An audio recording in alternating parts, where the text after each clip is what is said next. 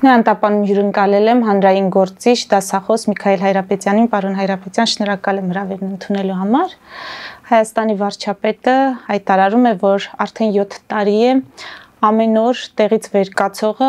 իշխանություններին մեղադրում է իր վարած կադրային քաղաքականության համար, հաշվի չառնելով, որ երկրում կա կադրային ճգնաժամ, որովհետև հանրապետության տարբեր բնակավայրերում մանկապարտեզները, դպրոցները կամ չկան, կամ կիսավեր վիճակում են, թե ֆիզիկական, թե բովանդակային իմաստով, հաշվի առնելով, որ դուք դասախոսում եք, շփվում եք դպրոցներից, մանկապարտեզներից, արդեն բուհ եկած երիտասարդների հետ, կիսում եք վարչապետի կարծիքը։ Վարչապետը շատ ճիշտ է ասել։ Իհարկե կադրային սով կա իրենց պատկերացմամբ, որովհետև նմանը նմանին է գտնում, ինքը իր տիպի կադրեր է հավաքել եւ հավաքում, եւ փառքասո, որ հայ ժողովրդի մեջ այդ տիպի կադրերը այդքան էլ շատ չեն։ Վարչապետի տիպի կադրերը շատ չեն, դա հուսադրող է։ Իսկ ինչ կադրեր են շատ, այսինքն մենք ունենք կրթված, իրենց ոլորտներին տիրապետող երիտասարդներ կադրեր արդեն իսկ աշխատող։ Կարծում եմ, այո, ես պոլիտեխնիկի համար կարող եմ ասել, տեսնում շատ բանիմաց երիտասարդ դասախոսական կազմ կա։ Ուսանողների մեջ հաստատ ամեն 20 հոգու մեջ երևի 3-ը 4-ը ապագա լավ մասնագետ, ոչ միայն մասնագետ, այլ մանկավարժ մասնագետ կարող են դառնալ։ Ամենևն էլ ողբերգական վիճակում չենք։ Ուրիշ բան է, որ ուղղորդող առաքելություն ունեցող կառավարությունը, կառավարության համապատասխան օղակները չեն տեսնում դրանց մեջ այդ 3-4 հոգու մեջ, ամեն 20 հոգուց 3-4 հոգին։ Եթե այնտեղ չեն տեսնում իրենց նմաններին են փնտրում, բնականաբար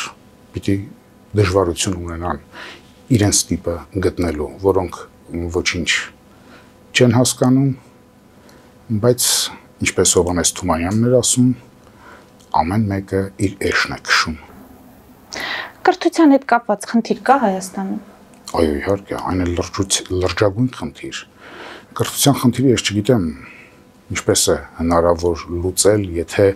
ամենակարևոր բաղադրիչը նվիրումը ամենաբարձր օղակներում չկա, որովհետև դա առանձին մոլորակ չէ կրթական համակարգը եւ օտարները Հայաստանը դիտարկելիս, Հայաստանում իրենց շահերը հետապնդելիս ամենաառանցքային երկու թիրախավորման կետերը, որ ընտրել են 30 քանի տարուց ի վեր եւ մինչեւ այսօր մշտապես առաջին հերթին լեզու, դրա դրսևորումը կրթական համակարգը եւ երկրորդը մեր բանակը այդտեղ են թիրախավորել մշտապես։ Մենք պարզապես չենք կարողանում առաջնահերթությունները արձանագրել եւ հասկանալ, որ այո, մեզ համար հենց ամենակարևորը կրթական համակարգն է եւ երկրորդ հերթին մեզ համար ամենակարևորը մեր բանակն է։ Մենք կրկնեմ, մենք երկու աչքի լույս ունենք եւ մեկը մեր կրթությունն է, մյուսը մեր բանակը, օտարները դա տեսնում են եւ մեր աչքերի այդ զույգ բիբերն են փոշփրում։ Օտարները առաջնորդն ռուսները եւ առաջիկայում ավելի ակնառու կտեսնենք դա, որ առաջին հարվածը ուղղել են եւ ոչ մի վարքյան չեն դադարեցրել մեր կրթական համակարգին եւ մեր բանակային համակարգին, զինված ուժերի համակարգին։ Իսկ եթե մենք գիտակցենք, մենք կզգայինք, որ այդ զրահաբաճկոնը, բանական զրահաբաճկոնը, հոգեվոր զրահաբաճկոնը զրահաբաճկոնները պետք էին հենց առաջին հերթին այդ երկու համակարգերին։ Քանի որ այնտեղ չունենք այդ զրահաբաճկոնները, չունեցանք պատերազմի ժամանակ նաև ճակատում մեր զոհերի մի զգալի հատվածը, կարծես թե կեսից ավելին զրահաբաճկոնի բացակայության պատճառով է եղել։ Բայց զրահաբաճկոնը սովորական նյութական բան է։ Այ եթե այստեղի զրահաբաճկոն ուղեղի զրահաբաճկոնը լիներ, մենք այնտեղ պարապ տարածություն չէինք ունենա։ Սրանք շղթայի մեջ է պետք դիտարկել, ամեն բան շղթայի մեջ է պետք դիտարկել եւ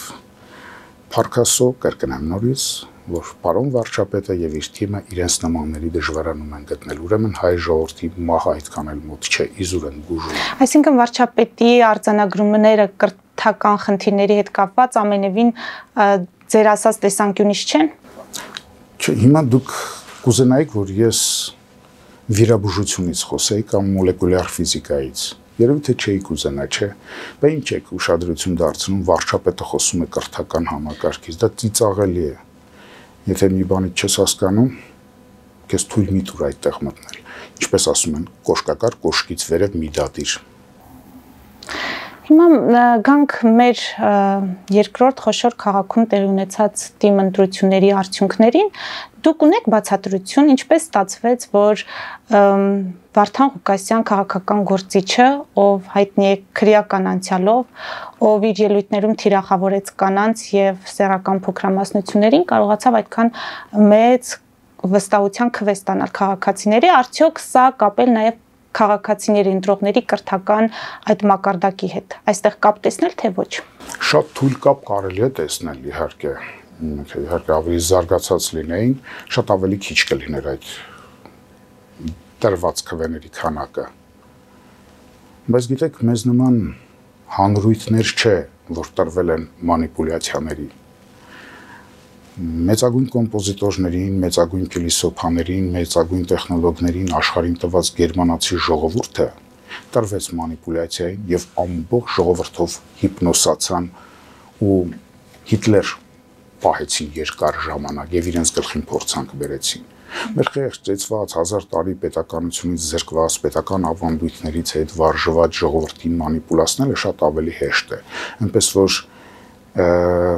մտքի մարդկանց, մտավորական մարդկանց մեղքը սովորական ժողովրդի գրպանը գցել պետք չէ։ Գուցե ես ու ինձ նմաններն է, որ թերացել ենք, որ չենք կարողացել այնպես անել, որ նրանք կարողանային մեջքով շրջվել, ինչպես եկեղեցում է արվում եւ ասային հրաժարիմ կի սատանա է։ Չեն արել։ Այնպես չի, որ յուրաքանչյուր ժողովուրդ արժանի է իր իշխանությանը, ոչ յուրաքանչյուր մտավորականություն արժանի է իր իշխանությանը, որովհետև ինքն է ձևավորում իշխանությունը, ժողովուրդը չէ, որ ձևավորում է։ Մարկ Տվենը ոնց էր ասում, ասում էր, թե ընտրություններում բան որոշվեր, հաստատ մեզ թույլ չէին տա, ընտրություն կատարել թույլ չէին տա, այնպես որ խեղճ ժողովրդին բան պետք չի ասել, մտքի մարդկանց, եթե մեղքի սլաքներ ունեք ուղղելու, ապա մտքի մարդկանց ուղղեք։ Նրանք են, որ քսու են, նրանք են, որ գծուծ են, նրանք են, որ կրամոլ են, նրանք են, որ չեն առաջնորդվում իրենց մտքի թելադրանքներով, որից է բխում է մտավորական բառը, այլ առաջնորդվում են որովայնով, ճիշտ այնպես, ինչպես սովորական փերեզակը կաներ, հա, մանրավաճառը կաներ, մեր քաղաքական վերնախավը, մեր տնտեսական, մեր մտավոր վերնախավերը բոլորը, դրանք բոլորը այդ մանր փերեզակի հոգեբանության մեջ են եւ մտածական դաշտում են դրանց։ Եթե մեղավոր ենք ման գալիս, ապա խնդրեմ ինձ նմաններից սկսեք, ինձանից սկսեք, ինչ որտեղ մենք ենք թերացել։ Ինչպես մի հրաշք տղա կար, Սևակը, ազգանունը չեմ հիշում Սևակի, որ իր վերջին ելույթը 44 օրյայի ժամանակ զոհվեց ինքը, սարի վրայից ունեցել, ասում է, դիվանագիտությունն իր հերթին, արվեստագետն իր հերթին, սրանք բոլորը պարտվել են, դրա համար է, որ ես հիմա այստեղ եմ կանգնած։ Այսինքն մեր պարտությունը չգցենք սովորական ժողովրդի գրպանը, դադարենք, սովետը մեռել է արդեն, դադարենք սովետական մենթ լինելուց, որ գրպանը պլան են գցում, պլանի հոդված է դնում վրաները։ Սա նշանակում է, պարոն Հայրապետյան, որ 2026-ին սպասվող համապետական այդ ընտրություններում մենք էլի դրական արդյունք կամ փոփոխություն չպետք է ակնկալենք։ Քաղաքական դաշտի փոփոխություն, քաղաքական ուժերի, էլիտաների այսպես կոչված։ Չէ, իհարկե հուսահատվել երբեք պետք չէ, որտեվ 26 թվականին հասնելուն դեռ շատ երկար ժամանակ կա, իսկ թե այդ ընթացքում ինչեր կլինեն մեր տարածաշրջանում եւ աշխարհում, մասնավորապես մեր տարածաշրջանում, դրանով էլ մեծապես պայմանավորված կլինի, թե այդ ժողովրդի քվեն ուղղորդող մտավորականների մեջ, մտքի մարդկանց մեջ ինչ որ բան փոխված կլինի, այսինքն զգաստացած կլինեն։ Գիտեք, այստեղ խնդրեմը որն է։ Եկեք մեր էպոսից գանք, որտեղ կոդավորումն այնտեղ է դրված, մեր ցեղային կոդավորումը։ Մսրամելիքը խաբեությամբ Դավթին գցեց հորը 40 ջախջի քարովել, պատեց, որ չկարողանա դուրս գալ, եւ Դավիթն այնտեղ փթելու մեռնելու էր։ Թեկուզ հսկայական ուժ ուներ։ Այ իր տեղում գտնվեց ձենով Օհանը, իր առաքելությունը, իր կոչումը կատարեց, նա գոռաց այնտեղից սթափեցրեց։ Ձենով Օհանը չէր կարող անել Դավթի դերը, չէր կարող ստանձնել։ Դավիթն չէր կարող ձենով Օհանի դերը ստանձնել։ Նրա հասկացածը հասկանալ, ապա այլապես ինքն սկզբից գլխով կխփեր այդ քարերը կփշրեր, այսինքն յուրաքանչյուրն իր տեղում պիտի գտնվի։ Ես հուսամ, որ այդ կոչնակ հնչեցնողները, ովքեր կոչված են այդ կոչնակը հնչեցնելու, իրենց առաքելության մեջ կգտնվեն։ Կյանքը կստիպի մեզ, մեր շուրջը պայթող եւ մեր ներսում պայթող ռումբերը կստիպեն մեզ սթափվել եւ չքնել են պատմված կար չէ՞ մի ցանկապատը, որ պատերազմը եկել հասել է իրենց դռանը, երկու հարևան կռիվ են անում, թե մի քանի մետր հողը ումն է լինելու։ Մենք հիմա այդ կռիվն ենք անում ներսում, առանց մտածելու, որ թշնամին վրա է տալիս, ուղակի գալիս, իսկ այդ թշնամին սովորական անձի կամ ազգի կամ բանակի տեսքով չէ, դա հիբրիդային թշնամի է, խառնուրդ թշնամի է։ Մենք միայն մտածում ենք հնդիկներից քանի հատ զենք վերցնենք։ Այդքան զենքեր մենք թողեցինք ադրբեջանցիներին։ Այս գլխից մեր հողը հանձնելուց հետո ռազմատուգանք տվեցինք ըստ էության նրանց։ Հսկայական զենք, միլիարդի հասնող զենք թողեցինք այնտեղ։ Այսինքն զենքը ինքնին ոչինչ է։ Ինքն ավելի ստորին մակարդակի է նյութական զենքը, քան մտավոր եւ հոգեվոր զենքերն են։ Մտավոր եւ հոգեվոր զենքերով է պայմանավորված նյութական զենքի կիրառության արդյունավետությունը։ Եթե մենք նույնիսկ քրեական աշխարհն է հասկանում, եթե մենք չհասկանանք դա, որը որից հետո է, մենք մշտապես նույն փոცხի վրա կանգնելու ենք ու ճակատներից ուտելու ենք, բայց դա արդեն առնոտած է ճակատը, գուցե թե վերջին հարված լինի, մենք գնանք ուղակի չգոյություն, եթե հանկարծ չստափվենք, եթե ձենով Օհանա չլինի, այլապես Դավիթն այնտեղ փթելու է։ Ինչքան ոգեղեն ուժ կա մեր ժողովրդի մեջ, իրոք կա։ Դա բորբոքելու, դա բացելու փոխարեն վարդանիկությունն է բացվում։ Սա ողբերգությունն է։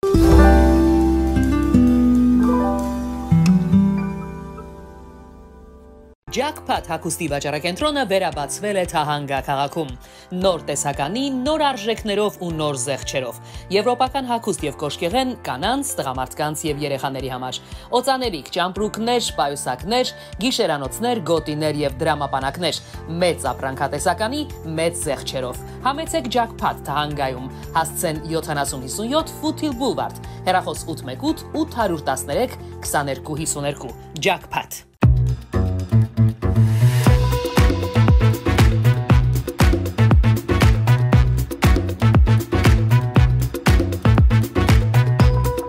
Արարատ ռեստորան, ընտանեկան եւ ընկերական ժամանցի լավագույն հասցե, սիրված արտիստներ, հյուրընկալ մթնոլորտ, հարուստ ճաշացան, անմահական խորտիկներ, Արարատ ռեստորան, հասցեն անփոփոխ, սիրով սպասում ենք ձեզ։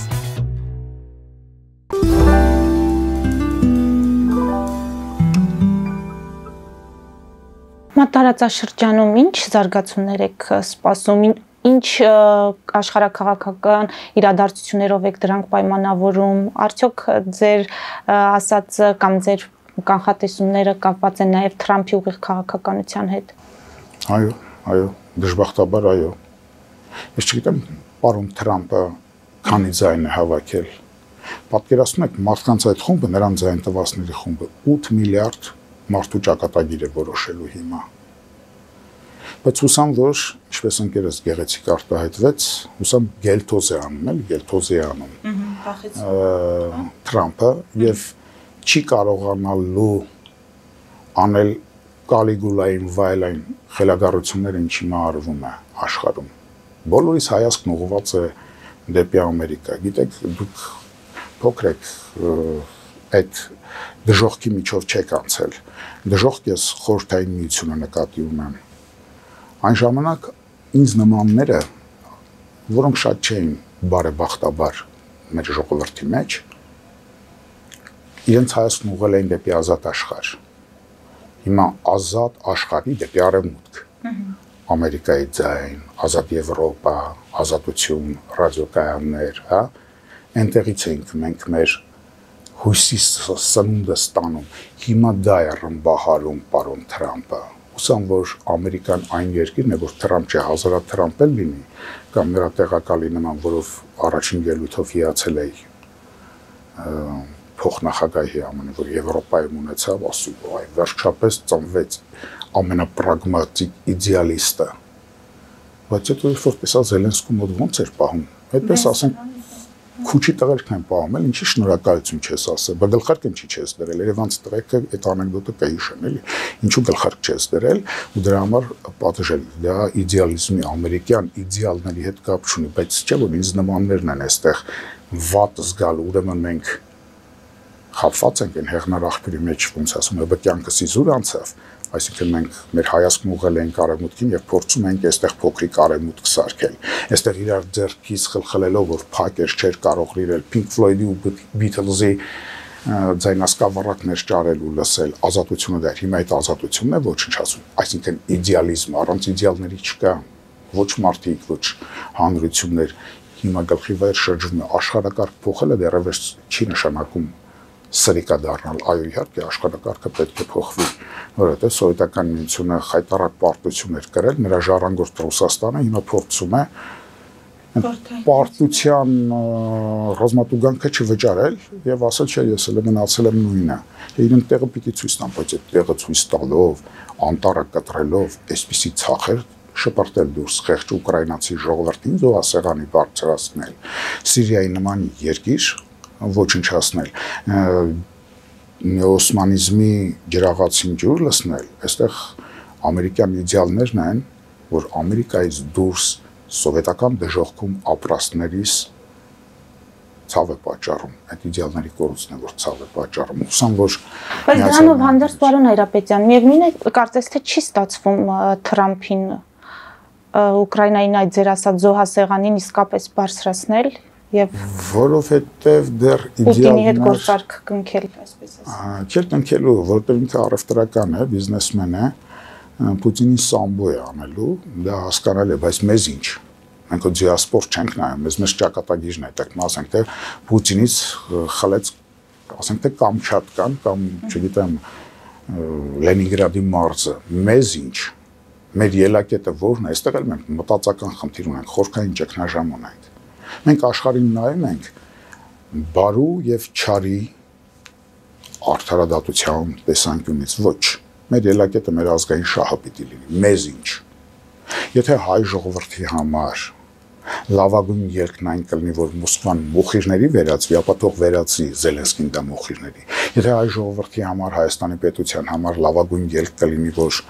Կիևը մոխիրների թող Պուտինը դա մոխիրների վերածի, հասկանում եք, մեր ելակետը որը պիտի ինչու ամբողջ աշխարհն այսպես է մտածում, իսկ մենք ինչ որ անգո արդարադատության ետևից ենք ընկել, չէ՞ որ մեր հանդեպ երբեք արդարադատ չեղան։ Մենք թե մեր իշխանությունը, պարոն Հայրապետյան։ Մենք իշխանությունները այսպիսին են, որովհետև մենք դեռևս չենք պորտալները կտրել, կայսրությունը չենք կարողացել, բնականաբար չեմ մեղադրում, որ չենք կարողացել, հարց չկա, աստիճանաբար է դա լինում, հարց չկա, բայց եթե եւ բոլոր իշխանությունները ընդհանուր մինչեւ այսօր ռուսական ներկայացուցիչներ էին, բնականաբար ռուսները հիմա մեզ ստորացնելու համար պիտի բերեին այս որակը իշխանության, դրանից առաջ պիտի բերեին, ասենք, Քոչարյանի որակը պիտի բերած լինեին, հա այնպես որ տեսեք այս շղթայի մեջ եթե նայենք մի հատ ուրիշ Վարդան Ղուկասյան էլ կար չէ որ հայվելով խոսում էր ինքը ինքնին ծնունդ չէ գիտեք դրա ակունքը որտեղ է գնում երբ որ պարոն Քոչարյանը մեր երկրի առաջին դեմքը լինելով ասենք կլիզմայից էր խոսում մեջքից մի քիչ ներքև փրկելը մասել Վանոյի մասն էր խոսում հայ գրող Վանո Սիրադեղյանի մասն էր խոսում այդպես արտահայտվելով այդ նույն բառապաշարը բայ իհարկե տնկվել էր որպես տնկի ջրվեց եւ պիտի դուրս տար այս ձևով մենք պատճառը հետևանքային կապի մեջ չենք ուզում դիտարկել մեզ հետ կատարվողը մեր շուրջ կատարվողը մենք դիսկրետ հատվածներ ենք վերցնում ու սկսում ենք մուննատ գալ թե ինչու է այսպես այն ինչ հիմա կատարվում է շատ օրինաչափ է բնականաբար Ռուսաստանը չպիտի ուզենար որ այստեղ լինեին այնպիսի իշխանություններ որոնք տարբեր կլինեին այսօրվա պարոն Փաշինյանի իշխանությունից դա դեռ 5-րդ դարից մեզ համար գրված թողել է Մովսես Խորենացին։ Այն որ Սահակ Պարտերն ասում է, ես իմ հիվանդ ոչխարն օտարի առողջ գազանի հետ չեմ փոխի, որովհետև նրա առողջությունն արդեն իսկ վնաս է ինձ։ Այս մոտեցումը մենք չունենք։ Մենք խորենացու հետևորդը չենք դարձել։ Խորենացու արյան խումբը մեր միջից դուրս է եկել եւ մտել է դրա փոխարեն թաթար-մոնղոլական ինչ-որ բան եւ ռուսական, այն մի պոյմենինի որ բռնված չես, ուրեմն գող չես, այսինքն ռուսական մտածողությամբ խնդիրը գողություն չանելը չէ, այլ չբռնվելն է։ Մենք դարձել ենք այդպիսին։ Այն դեպքում, երբ որ խորենացուց մեջ բերածս հատվածում Սահակ Պարթևությունն այլ բան է ենթադրում, դարձյալ ելակետը որն է, իմ հիվանդ ոչխարը։ Իհարկե մենք առողջություն պիտի գերադասենք, բայց ոչ օտարի առողջ գազանը մեր գլխին դնելով, բա օտարը իհարկե պիտի մշտապես ուզենա, որ այստեղ հեշտ կառավարելի լինելու համար բերի հնարավորինս հիստերիկ, հնարավորինս տգետ թերուս կերպարների կամ էլ մինչև վերջ սրիկաների, որ գուցե ուսյալ են, ցանկ ավելի վատ որակ են, ուսյալ, բայց մինչև վերջ սրիկա, որևէ արժեք սրբություն չունեցողների բերի, եւ այդպես էլ վարվել է։ Նայած որ պահին իր կառավարման համար որ թնդությունն է ավելի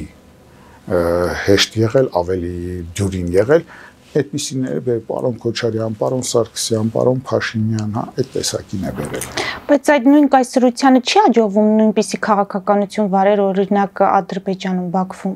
Իհարկե վարում է։ Ադրբեջանում Ռուսաստանը մեծ դերակատարություն ունեցավ,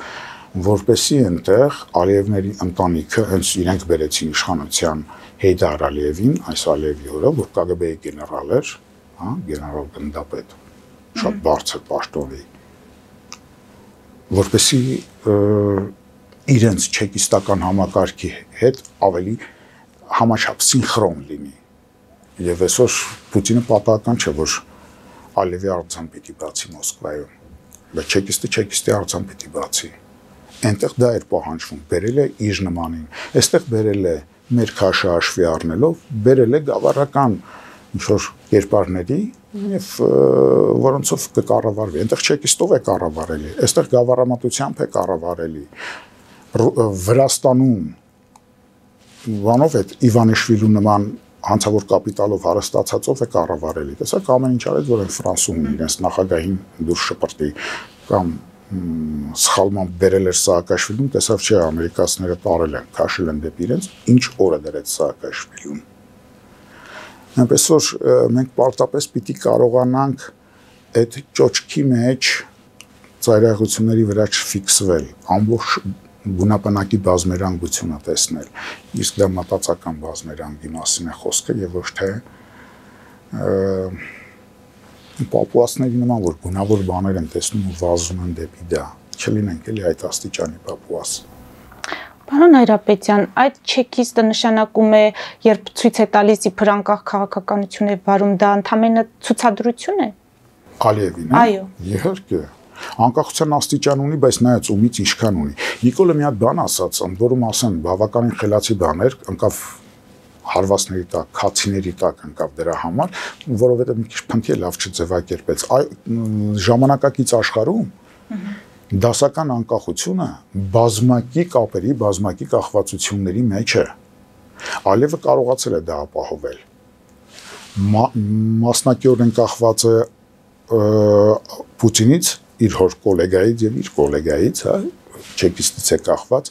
որի այդ կախվածությունը ինքը կարողանում է շատ գեղեցիկ ծախել արևմուտքին, այնտեղից ստանալ արևմուտքից ունեցած իր կախվածությունը շատ լավ ծախել Թուրքիային, Թուրքիայից կախվածությունը ռուսներին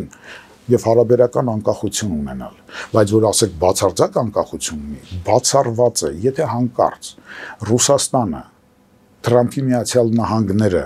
եւ շահագրգիռ Թուրքիան չուզենային, Ալիևը տեղով կրակ դառնար 44-օրյան չէր սկսելու, չէր կարողանալու սկսել։ Առավել եւս հաղթել, բրավո, ճիշտ եք ասում։ Այսինքն մենք փորձենք այդ համակարգի բազում թելերը տեսնել եւ ընդհանուր հայտարարը, ընդհանուր միավորը բերել, դե սրան ամեն թել իր արժեքն ունի, հա, այդ արժեքների միջին թվաբանականն ինչ է անում, այդքանով էլ կտեսնենք, այնպես չի որ Ադրբեջանը շատ ավելի անխոցելի վիճակում է այսօր, քան Հայաստանը։ Հələ Հայաստանը խոցել է Ադրբեջանի նման երկրի կողմից, Ադրբեջանը շատ ավելի լուրջ տեղերից է խոցելի, նա որ գմփալ է ուղղակի, իսկ մենք չէ, այնպես որ հուսահատվել պետք չէ, ուղղակի պետք է այնպես անել, որ ոչ միայն մեր կորուստները քիչ լինեն առաջիկա մեծ բախման ժամանակ, այլ ավելին ասեմ, մենք կարող է ստանանք այնպիսի բաներ, որ նույնիսկ ամենապայծառ երազում չենք կարող տեսնել, այսինքն երազասուն չլինենք, հələ մի հատ բանականությամբ հաշվենք, ես ավելին մանրամասնել այս պահին նպատակահարմար չեմ գտնում եթերով, բայց դրա հնարավորությունները ընդ որում ոչ մեկ դռնով բացված, այլ բազում դռներով բացված, ես տեսնում եմ, եւ տեսնողներ շատ կան Հայաստանում։ Այսինքն այդ խաղաղություն կոչվածի մասին չենք խոսում, ամենևին չպետք է պատրաստվել խաղաղության։ Սիրելի Էլիզա, հիշում եք մենք 1 տարի առաջ, 2 տարի առաջ, 3 տարի առաջ լիք անընդհատ ասում եք սա, ես ասում եի չի լինելու։ Ինչու ենք լուրջ կրթություն ստացած Իլհամ Ալիևին իդիոտ համարում։ Չէ՞ որ նա իդիոտ չէ, նա հասկանում է, որ հիմա պետք չէ կնքել, որ շանսը բացվի, շանսը բաց լրացուցիչ շղթա իր վրա չի վերցնում, թեկուզ հեշտ կլինի թղթի կտորը շպրտել մի կողմ իր համար, բայց լրացուցիչ շղթա ինչու պիտի դնի իր ձեռքին, ձգձգման քաղաքականություն է տանում։ Մերոնք էլ չձգձգման քաղաքականություն են իբրև թե ուզում տանել, բայց դարձյալ տեսեք ասում են իբրև թե այստեղ դարձյալ բազմանիստ է երկրաչափական այդ պատկերը շատ բազմանիստ է։ Ախր մենք կարծում ենք, որ այդ բակային զրուցարանների մակարդակի է քաղաքականությունը, դա բարձրագույն մաթեմատիկա է, գումարած արվեստ։ Շատ լուրջ բան է քաղաքականությունը եւ բակայինի մակարդակով պետք չէ վերաբերել դրան եւ սոսկահար լինել։ Տեսնում եք, մենք ես օրինակ հիշում եմ, որ 44 օրյա պատերազմի ընթացքում Facebook-յան այդ ֆիդայները, հերոսները, կանայք տղամարդիկ հաղթել ենք, հետո էլ հաղթելու ենք, հետո Ալևին էին նկարում ոչխարի տեսքով, մենք որ ցենց հաղթել ենք, հասկանում եք, ամբողջ մեր էներգիան գնում էր այդպիսի երազասուն բաների հետևից, եւ չգտնվեցին նրանք, ովքեր ոչ միայն իրականությունը կասեին, այլ նաեւ իրականությունը բարեփոխելու միջոցները կասեին։ Կես բերան փորձեց հենց վարչապետը ճշմարտություն ասել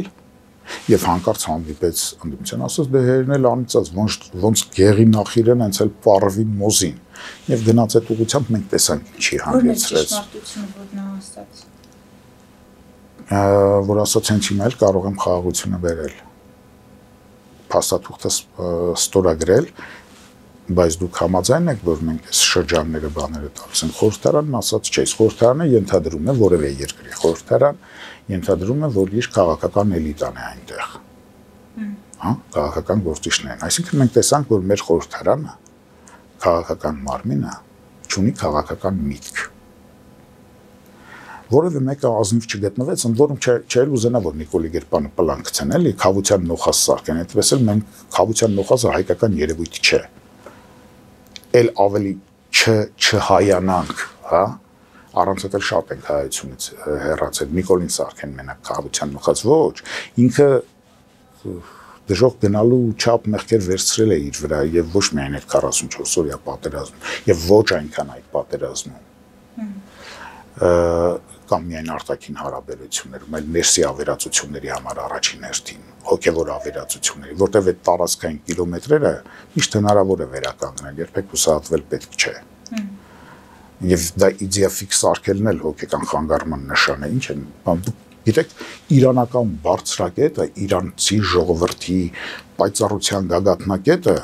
այն ժամանակ էր, երբ իրենց մայրաքաղաքը Լիզբոնն էր։ Լիզբոնն այսօր Իրանի կազմում չէ։ Պատկերացնում եք, որ ամբողջ իրանական գրականությունը, իրանական միտքը, իրանական այսօրվա ժամանակակից տեխնոլոգիաներում այդ Facebook-յան իրենց հերոսները Լիզբոնի մասին գրեին։ Հելենիզմից հետո հունական բարձրակետը կապված է Բյուզանդիոնի, Կոստանդնուպոլսի հետ։ Այսօր իրենց տարածքում չէ։ Այսինքն տարածքները գնալովի գալովի են, էլի, պետք չի որ մենք այստեղ հոգևոր կորուստներն են, որ անվերականգնելի են։ Եթե մենք մի անգամ դարձանք փչացած եւ ասացինք, որտեղ հաց այնտեղ կաց, այ դա անվերականգնելի է։ Շատ բարդ է դա վերականգնելը։ Ես ինքս չեմ տեսնում, թե ինչպես է հնարավոր դա վերականգնել։ Մանավանդ որ տեսնում ես ինչպիսի ահեղ պաշտպաններ կա այդ լկտիությանը, վարչապետի մակարդակի պաշտպան կա։ Ինձ նման ողորմելիներն ինչ պիտի անեն, որտեղ հաց այնտեղ կացի դեմ սուր ճոճելով։ Ոնց գեղինախիրն այնպես պարվի մուզիկը ոնց։ Բայց վարչապետը չի ասում, որտեղ հաց այնտեղ կաց, ասում է երկար ժամանակ մտածել եք, որտեղ հաց այնտեղ կաց, հիմա փոխեք, մտածեք, այստեղ հաց, այստեղ կաց, նկատի ունենալով մեր Հայաստանը, այստեղ մնալ, այստեղ աշխատել, արարել։ Ասեք դուք աղջիկ եք, դուք իրավունք ունեք այդպես մտածելու, նուրբ, բարոյական արդարացման, դա շատ գեղեցիկ է, բայց եթե մեկը հասել է վարչապետի մակարդակի, պիտի հասկանար, որ դրանք ըստ էության նույն բանն են, դրանք ֆիզիկական, նյութական մակարդակի խոսակցություն են։ Պիտի ինքը վարչապետ է, ինքը պիտի ուրիշ հացի մասին էլ խոսեր։ Դա նյութական հացի մասին չէ, դա մատնաքաշն ու բուխանկան չէ, իսկ ինքը խոսում է մատնաքաշի ու բուխանկայի համար։ Ասում է, դե հենա բերել է, դե թող գային, եկել են Քիմ Քարդաշյանն եկավ, այսօրվա աշխարհում ամենանշանավոր հայը, հա։ Սերժ Թանկյանն եկավ, նշանավորագույններից մեկը, հա։ Բայց ինչու նորից չեն գալիս, որովհետև եթե սոսկական հացն է, իմացեք, հացը այսօր պատերազմող Ուկրաինայում ավելի հեշտ կարող են վաստակել, քան Հայաստանում։ Ուրեմն ուրիշ տիպի հացի մասին է խոսքը, իսկ այդ հացի բանաձևումները չկան։ Իսկ որտեղ էլ որ կա, պարսատիկով խփում ու փշրում են, Նժդեհը ֆաշիստ է, չգիտեմ, Արարատը չէ, Արագածին հայացքներ տուղեք կամ շլդիկ դարձեք, մի աչքով Արագած, մի աչքով Արարատ նայեք, են չգիտեմ, որ մայրը մի հատ կարող է լինել, հասկանում եք, այս ուրիշ հատույթների մասին է խոսքը, ես ցավում եմ, որ մշտապես մեր իշխանություններին հատկապես քարոզելու արկ ունեցող իշխանությունները եղել են գավառական, ինչպես որ Վահան Տերյանն մեր նոր գրականության համար ասում է, կիսագյուղական, գավառական, ցածրակարգ իշխանություններ են եղել, որոնց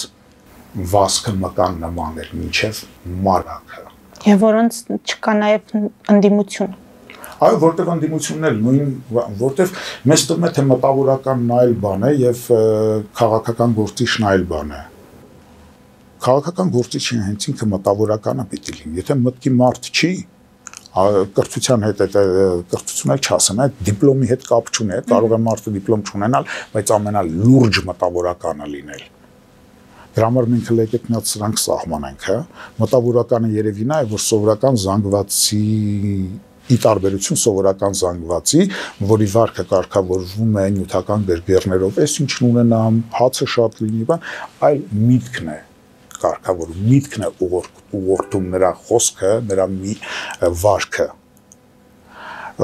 Այ մեր քաղաքական գործիչները մտքի մարդիկ չեն, անկախ նրանից թե քանի դիպլոմ կարող են ունենալ։